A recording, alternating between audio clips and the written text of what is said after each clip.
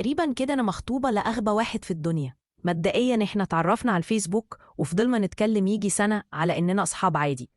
عيب تشوف اسم سيدنا محمد قدامك وما تعملش إعجاب ولا حتى تصلي عليه في التعليقات.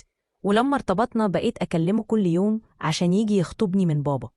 ولما جه أخيرا عشان يقابل بابا قلت له خلي بالك، لو أبويا عرف إننا كنا نعرف بعض قبل كده هيرفضك، لأني أصلا كنت بكلمك من وراه فوع يقول إننا كنا نعرف بعض. قال لي تمام، وجه هو وأمه وكانت كل حاجة ماشية زي الفل، وقرينا الفاتحة وحددنا ميعاد الخطوبة كمان. فماما بتقول له قول لها حاجة يا ابني والنبي، لحسن هي مش بتاكل خالص.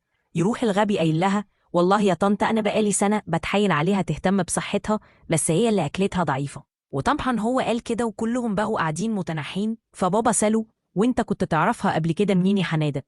أنا قلت الغبي مش هيعرف يرد ولا يقول حاجة، بس الغبي فاجئني وقال له يا عمي أصل أنا كنت شغال في صيدلية في الشارع هنا، فكانت بتيجي تاخد من عندنا علاج وأنا كنت بنصحها تاكل كويس مش أكتر.